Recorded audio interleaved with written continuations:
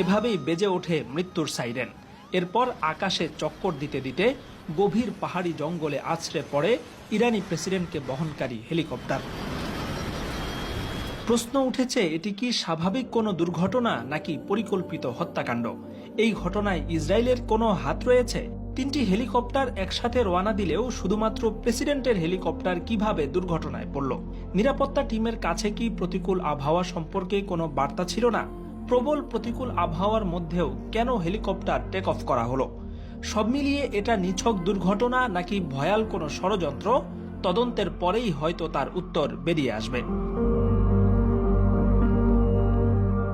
Azerbaijan সীমান্তবর্তী একটি বাঁধ উদ্বোধনের জন্য গতকাল ইরানের পূর্ব আজারবাইজান প্রদেশে গিয়েছিলেন প্রেসিডেন্ট ইব্রাহিম রাইসি।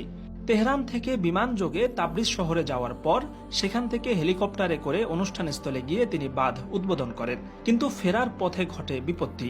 ফিরতি পথে রওনা করার কিছুক্ষণ পরেই প্রবল বৃষ্টিপাত, কুয়াশা এবং ঘোলাটে প্রতিকূল আবহাওয়ার মধ্যে পড়ে প্রেসিডেন্টকে বহনকারী হেলিকপ্টার সহ মোট 3টি হেলিকপ্টার। এর মধ্যে বাকি 2টি নিরাপদে ফিরে আসলেও প্রেসিডেন্টকে বহনকারী আমেরিকান বেল 412 হেলিকপ্টারের সাথে যোগাযোগ বিচ্ছিন্ন হয়ে যায়। কিছুক্ষণের মধ্যেই আকাশে চক্কর দিতে দিতে গহীন পাহাড়ি জঙ্গলে আছড়ে পড়ে পুরো হেলিকপ্টারে আগুন ধরে যায়। পূর্ব আজারবাইজানের সেই অঞ্চলটি এতটাই দুর্গম যে দুর্ঘটনার জায়গা শনাক্ত করে সেখানে পৌঁছে উদ্ধার অভিযান চালাতে 16 ঘন্টা লেগে গেছে ইরানি রেডক্রস এবং সেনাবাহিনীর। দীর্ঘ অপেক্ষা আর রুদ্ধশ্বাস উদ্ধার অভিযানের পর অবশেষে প্রেসিডেন্ট রাইসি, পররাষ্ট্রমন্ত্রী আব্দুল্লাহিয়ান সহ মোট 4 জনের মৃতদেহ উদ্ধার করে রাজধানী তেহরানে নিয়ে আসা হচ্ছে।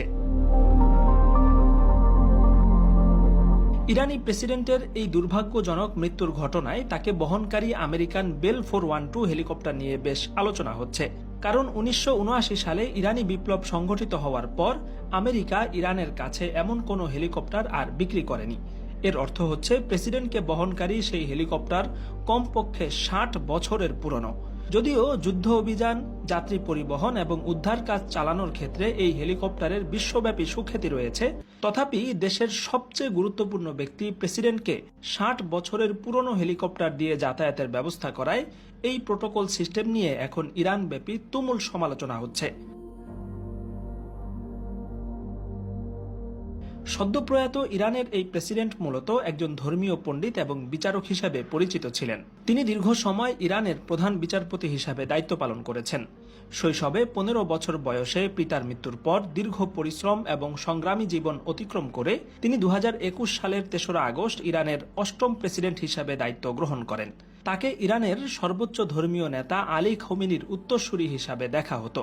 কিন্তু সমস্ত প্রত্যাশা এবং সম্ভাবনাকে নাকচ করে দিয়ে আজারবাইজান সীমান্তের গহীন জঙ্গলে মৃত্যুবরণ করলেন পৃথিবীর অন্যতম প্রভাবশালী ব্যক্তিত্ব এবং ইরানের প্রেসিডেন্ট ইব্রাহিম রাইসি।